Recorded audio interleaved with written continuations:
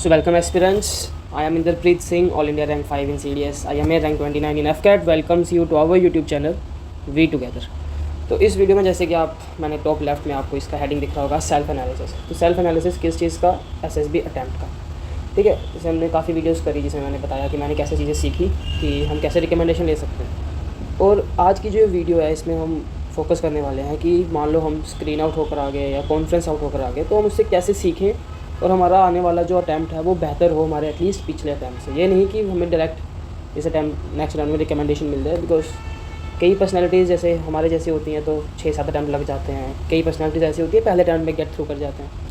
ठीक है, तो उससे फ़र्क पड़ता है, but you have to stick to your path. हो जाता है, रिकमेंडेशन मिल जाती है अगर हम चीज़ों से सीखते रहें और अपने आप को इम्प्रूव करते रहें। तो पहले हम बात कर रहे हैं स्क्रीन आउट की, कि मान लो आप स्क्रीन आउट हो गए, ठीक है, तो उससे हम क्या चीज़ें सीख सकते हैं।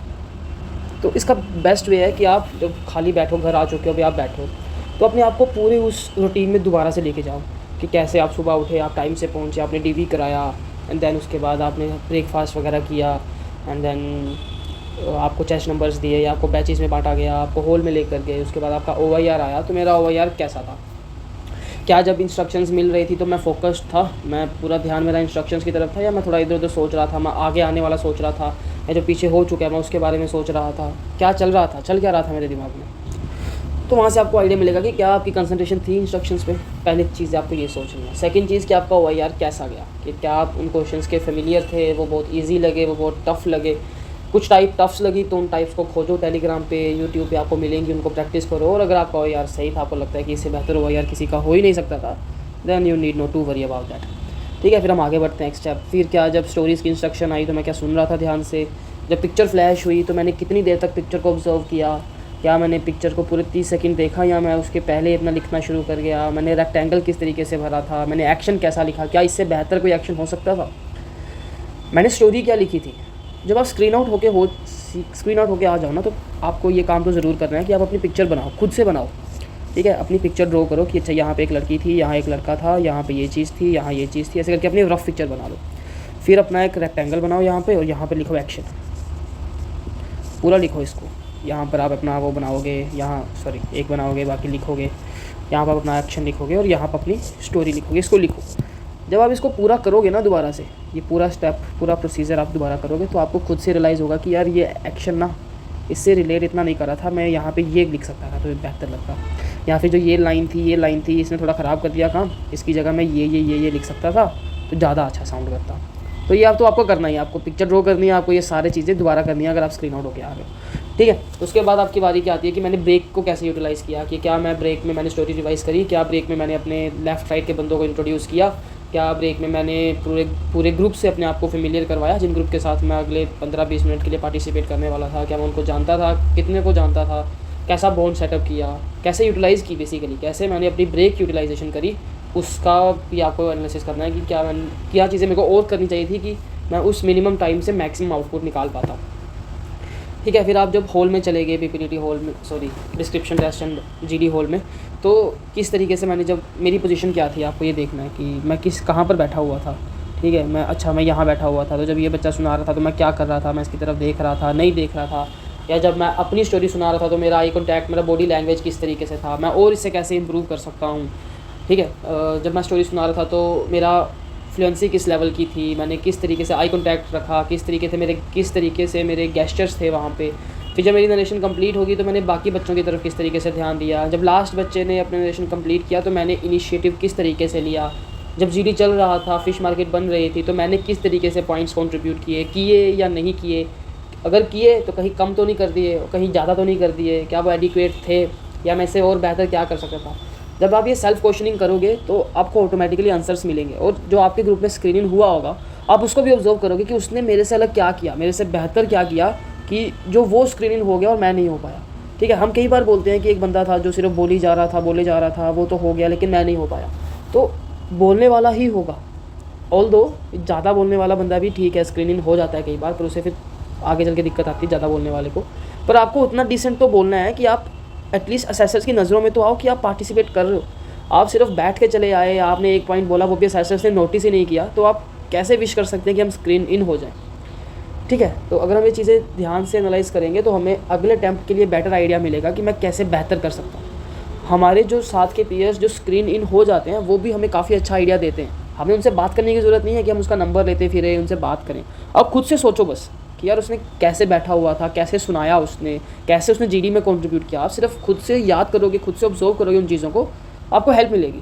ठीक है। तो अब बारी करते हैं कि जब हम कॉन्फ्रेंस आउट हो जाते हैं। ठीक है, मान लो आप अब स्क्रीनिंग आप हो चुके हो लेकिन आप कॉन्फ्रेंस आउट हो जाते हो, तो उसमें आप कैसे एनालिसिस कर सकते हो। ज़्यादा लंबा नहीं खींचेंगे, जो चीज़ें हमने स्क्रीनिंग में कर ली उसको हम इसमें शॉर्ट रखेंगे।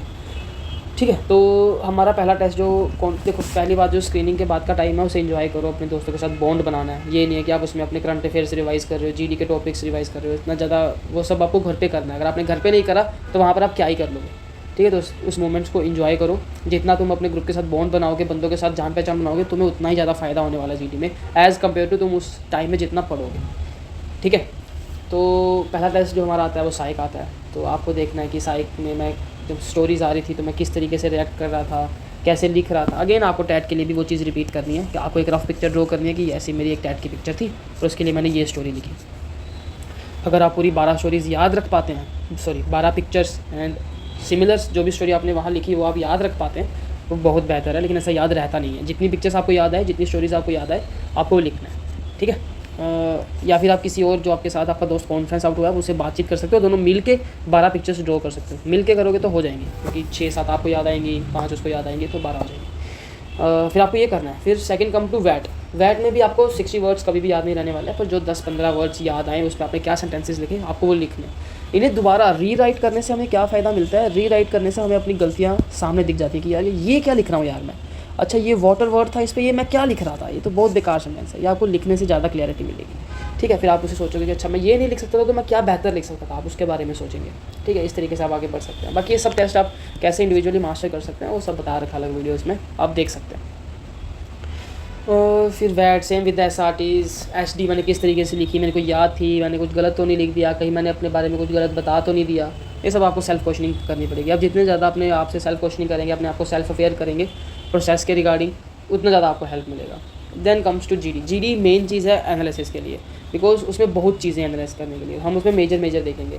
पहली चीज़ जो मैं स्क्रीनिंग में बताया कि जो बच्चा स्क्रीन इन हो गया, सेम विद दिस, जो बच्चा रिकमेंड हो गया, आपको उसके बारे में देखना है, उसके बारे में एनालिसिस, उसके स्टेप्स को एनालिसिस करना है कि उसने क्या क्या किया जो मैं नहीं कर रहा था या कोई जो अन्य बच्चे ग्रुप के नहीं कर रहे थे, जो रिकमेंड नहीं हो पाए, और उसने एक्स्ट्रा क्या किया कि जो वो रिकमेंड हो गया। ठीक है। आप उसको देखेंगे कि अच्छा उसने जीडी में इतने पॉइंट कंट्रीब्यूट करे, इस तरीके से करे, वो पीजीटी में ऐसे लीड कर रहा था, कमांड टास्क उसका ऐसा गया, सीटी उसने ऐसा इंडिविजुअल ऑब्स्टैकल्स उसने इतने किए। ये सब चीज़ें जब आप देखेंगे तो आपको थोड़ा फेयर आइडिया मिलेगा कि अच्छा यार मैं यहाँ लैग कर रहा हूँ और मेरे को ये अगले अटेम्प्ट में अच्छे से करना है। ठीक है। तो उससे आपको आइडिया मिलेगा। फिर जीडी में और आप देख सकते हैं कि मैंने प्लान कैसा लिखा था। आप अपना प्लान ड्रॉ कर सकते हैं कि अच्छा ऐसा मेरा एक रफ मॉडल था, ये मेरा नरेटिव था, मैंने अपना प्लान ऐसे लिखा, तो इसमें और बेहतर मैं क्या कर सकता था वो आप सोच सकते हो। ठीक है। फिर कमांड टास्क में मैंने कैसा किया, पीजीटी में मैं और अच्छा क्या कर सकता था, एचजीटी में मैं और अच्छा क्या कर सकता था, ये सब चीज़ें आपको सोचनी है। फिर बारी है इंटरव्यू की। ये भी एक इंपॉर्टेंट एस्पेक्ट है जो आप एनालिसिस घर से अच्छे से एनालाइज खुद से कर सकते हो। कोई से आपसे बेहतर कोई भी आपके अटैम्प्ट का एनालिसिस नहीं कर सकता। आप किसी से बात कर लो, मेरे से कर लो, किसी और असेसर से कर लो कि ऐसे ऐसे हुआ है तो बताओ मैं क्या आगे अच्छा कर सकता हूँ। कोई नहीं बता सकता, सबसे बेहतर आप ही खुद को बता सकते हो। ठीक है। इंटरव्यू लिखो। मैंने जब पहले 2-3 अटैम्प्ट तो मेरे ऐसे चले गए, इतना सीरियस नहीं था, तो जब मैं सीरियस हुआ इंटरव्यू के लिए तो मेरे एक जो मेंटर थे उन्होंने मेरे को कहा कि अपना इंटरव्यू लिख ले, कि पहला लिख इंटरव्यूअर, उसने तेरे से क्या पूछा, फिर तू लिख मी, मैंने उसका क्या जवाब दिया। इस तरीके से जितना याद आ सके, जिस सीक्वेंस में, कोशिश करो ज़्यादा से ज़्यादा याद आ सके और ज़्यादा से ज़्यादा सीक्वेंस में रहे जिस सीक्वेंस में उसने पूछा। पर मान लो नहीं याद आ रहा, सीक्वेंस में नहीं याद आ रहा है या कुछ क्वेश्चन मिस आउट हो रहे हैं, तो जैसे भी याद आ रहा है जस्ट राइट इट डाउन। जब लिखोगे ना तो आपको पता लगेगा यार इसने पूछा तो ये था, मैं बोल पता नहीं क्या रहा था। ठीक है। इसमें मेरे को ये बोलने की ज़रूरत ही नहीं थी, मैंने ये बोला इसलिए मेरे से ये सवाल पूछे गए और मैं फंस गया। ठीक है। तो ये आपको लिखने से ज़्यादा आइडिया मिलेगा। सोचने से भी मिल सकता है। आप जब भी आप कई अगर मान लो कि 20-30 व्यूज़ इस वीडियो पे आ गए तो उसमें से 10-15 लोग सोच रहे होंगे कि ये चीज़ तो हम सोच के भी तो कर सकते हैं, सोच के कर सकते हैं, पर अगर हमारी थिंकिंग पावर इतनी अच्छी होती तो अभी तक तो हम गेट थ्रू कर गए होते। तो सोचने से बेहतर है, क्योंकि सोचते समय तो हमारे दिमाग में और भी बहुत सी चीज़ें आएंगी, तो उससे बेटर है लिख लो, एक कॉपी पकड़ लो, उस पर लिख लो, ज़्यादा फेयर आइडिया मिलेगा। ठीक है। So that's it. 12 मिनट लंबी खींच के ये वीडियो थोड़ी स्पीड अप करके इसको शॉर्ट कर देंगे। So that's it from my side. इसमें मैंने कुछ पहले से लिख के नहीं लाया था, जैसे जैसे मेरे को याद आता गया मैं बताता गया, तो होपफुली ये वीडियो आपको हेल्प करेगी। ठीक है। लाइक करें चैनल को, सब्सक्राइब करें, शेयर करें अपने दोस्तों के साथ। और अगर आप एसएसबी की तैयारी करना चाहते हैं तो 1-on-1 एसएसबी मेंटरशिप ज्वाइन करें। और टेलीग्राम पे आप कोई भी अपना फ्री में अपना PIQ एनालिसिस करवा सकते हो, अपना SG एनालिसिस करवा सकते हो, ठीक है। आपका कोई डाउट आता है, कोई क्वेरी है, तो आप सब चीज़ें वहाँ पे पूछ सकते हो। उसके लिए मैं अवेलेबल रहता हूँ, तो उससे आपको डेफिनेटली हेल्प मिलेगी। अगर आपको ये वीडियो पसंद आई तो आप बाकी की वीडियोज़ भी देखें, और भी काफ़ी अच्छी वीडियोज़ आ रखी हैं SSB से, देखें। So that's it, have a very good day ahead.